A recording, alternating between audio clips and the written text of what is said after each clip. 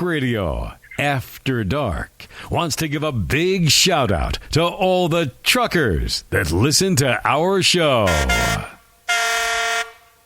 And wholeheartedly shout out to all the truckers that listen to the show. I got caught with tea in my mouth the same time that bumper music quit. Anyway, we're talking to Clarence. He does a podcast called, what is it, Clarence? Closer Encounters. And how did you come up with that name? Encounters Radio. How did you come up with that name? Well, believe it or not, I went through, when I first started out, probably 3 or 4 different names. And I loved that movie so much and stuff, Closer Encounters of the Third Kind. And I'm thinking, wow, if I could just call mine Closer Encounters, plural, it would kind of give it a good definition, Closer Encounters, So that's what I did. Yeah. So anyway, because the actual movie show is Closer Encounter of the Third Kind. There's no plural to it. So, yeah. Yeah. So, are you how many days a week do you plan to do your podcast? I mean, realistically. Actually, yeah, it'd be Monday through Friday, as far as the podcast goes. And then I like to do the Facebook Live on Saturday evening at 6 o'clock. Sounds like a good plan. Yeah, it's 6 days a week as far as being in the studio, but, it's 2 different platforms, so to speak, So I do all my radio shows, the podcast and that Monday through Friday night. And then, on Saturday night, I can give the folks the complete week of all my shows, and I can run through what I talked about and, things that we discussed and come up with or new theories, that I have, stuff like that. So it's fun. I enjoy it. So these aliens is coming down. And do you think that has anything to do with all these missing people or any part of it? I believe some of it very well could. Absolutely. Now, what they're doing with them, I have no idea. I'll be honest with you. But here's the thing. And I say this a lot, and people get upset with me when I say this, but when you look at UFO/aliens as a subject, and there is so much stuff that has been thrown into this mix and this pot that everything is just so like a big ball of wax, you know what I'm saying? It's just so construed with so much stuff and added on and taken out, and you know what I mean? So you really have to step back and look at the basics of things, and that's what I try to do. And it's just remarkable, the storylines and stuff, how they go, like with Area 51, and Roswell and all that stuff. It just, it went from a flying disc being found to 3-4 alien bodies and on and on and on and on. And next thing you know, it's just, bigger the better, I guess. I don't know, but. Well, I can say one thing about Roswell. Whatever happened, I don't think it was a weather balloon, because I will say this. No. It took out a lot of trees. It moved a lot of dirt. And when it rested against those boulders and stuff, I mean, if you look at the pictures, aerial photographs, it was taken like a year or so before the crash. You saw all these trees there, and whatever it came down and hit and slid, it took the trees out. So it had to be going at a high speed. Now, a weather balloon would not have done it. And what I find as a farce is they didn't have Mylar back then. The weather balloons were actual rubber and canvas, and they were quite heavy, and they were filled with helium. Now, what I found the last time the government, the Air Force, came out a few years back and kind of went over the Roswell, trying to, prove it never happened, right? They're showing weather balloons that are made out of Mylar. Right. and trying to explain that. Now, I don't know how a weather balloon could crash, slide as far as it slid, and take out a whole bunch of trees and move, that dirt and rocks to where it landed against the boulders. I don't buy their weather balloon. No, I can tell you that. Because anything attached to a weather balloon is instrumentation. It's not that big. The boxes, they're no bigger than a laptop computer, honestly, Well, maybe back in them day, they were a little larger because we were using tubes and stuff like that. There wasn't a whole lot of solid state back then. There was none. They didn't invent the solid state to the late 50s. So, back then, there was old tubes and big, huge Hurricane batteries. So, the box probably weighed a good 50 pounds. But again, the size of the not balloon. Big enough to... Right. No way. Absolutely. No way. So whatever crashed, it had to be something big enough to move that mound of dirt, those rocks, those trees, and then come to a rest. So I kind of do believe there was a UFO crash there because they opened their mouth that night and said there was a UFO crash. It wasn't after they probably got the phone calls from the Pentagon and probably from the White House saying, hey, what in the blank did you guys say? Why would you say that? And they had to recant what they said. I don't know, James, how do you feel about that one? Yeah, I agree totally.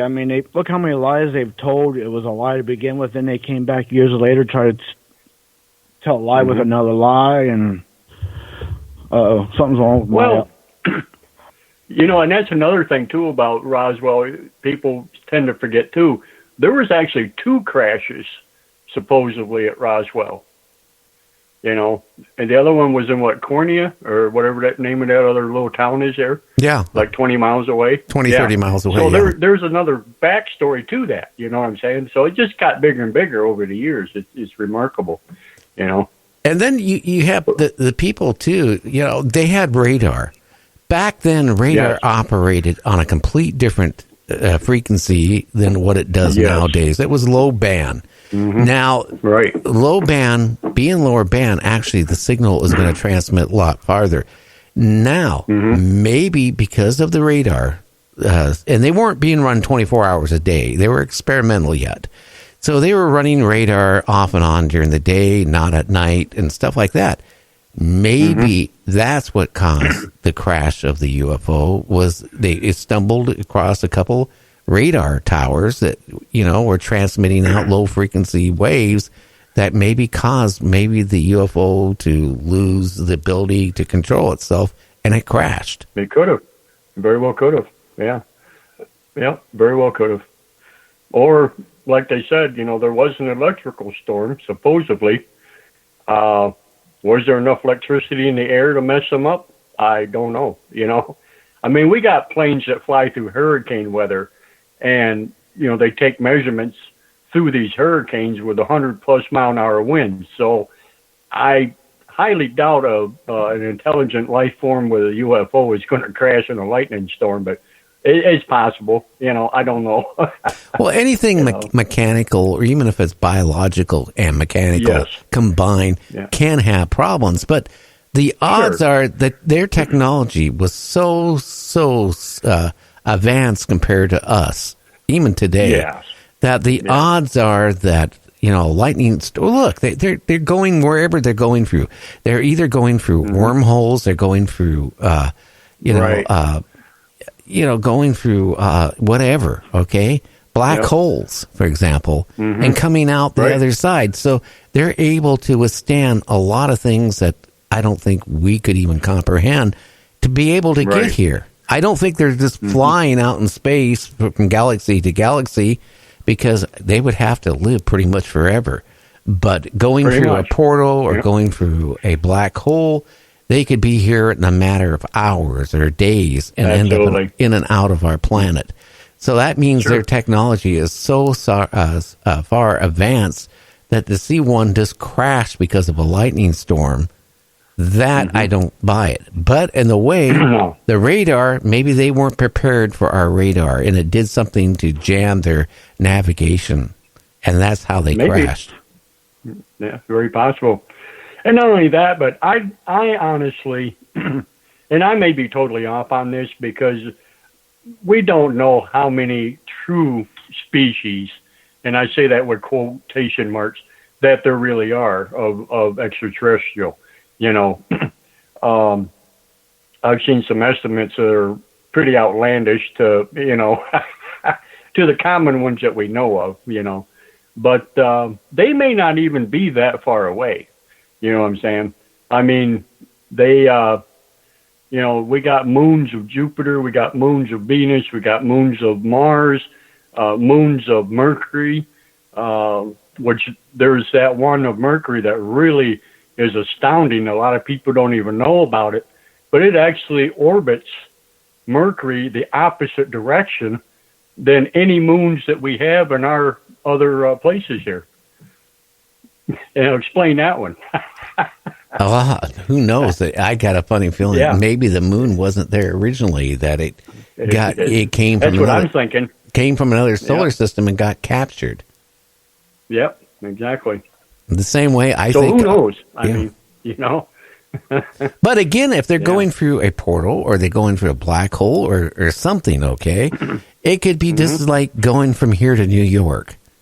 Seriously, they go into the black hole, and they just found here this week, scientists were saying that they discovered a whole bunch of mini black holes that didn't even know they exist. The funny thing is, not only that, go ahead. That our planet eventually could kind of wander into a black hole. Yes, it could. Very well could. Very well could. I don't think they're as dangerous as people make them out to be either. For many, many years, they always made that claim that nothing can come out of a black hole. It's a one-way thing, blah, blah, blah. And here just a few months ago, they actually have evidence of objects coming out of a black hole. So we know that's no longer true, Oh, yeah, because they said anything would go in a black hole would be tore apart and be gone. Right. But yet light. Back a few months ago, a whole bunch of asteroids and other space junk jumped right out. Yeah, just came right out of a black hole. So that shot that whole theory down. It sure did. Yeah, absolutely. So good luck with that. But interesting news. I think it just came out yesterday, something like that. But they just got new pictures of these other galaxies that mirror each other. They are identical. There's like 6 or so of them, and they have the same. I mean, to look at them, it looks like you're holding a mirror up to the other side of them. They're identical back and forth. Pretty remarkable stuff. So, yeah. Well, we're finding you wouldn't know to tell them apart. We're finding stuff out almost daily. And that's what, we're learning more. I think we're finding planets or even moons and stuff that have water on it, which would be required for life. They're finding some planets that have oxygen in it. I mean, they already know that they found life on Mars. Now, it's not life that we know of, but there is life on Mars. Sure. So what could maybe evolve in a million years on Mars again? I do think at one time Mars did have a civilization. I do feel something drastic happened and it tore the atmosphere away from the planet, or virtually all the atmosphere. And now Mars is a dead planet. Of course, again, I was reading a couple months ago, scientists were debating on, because we want to put men on Mars. One-way ride, because they're not going to ever come back. So it's a death sentence, basically, a death trip. But scientists were saying, well, hey, there's all these ice on the poles of Mars. We can create water by nuking it. And then you had a whole bunch of scientists say, you can't nuke it, because then if you did that, the water would be heavy water. It'd be contaminated, so life wouldn't be able to exist. Then another group of scientists said, well, the atmosphere is so thin, if you nuke the ice fields on Mars, it would evaporate. It would leave the atmosphere and be gone. Leave the atmosphere, right?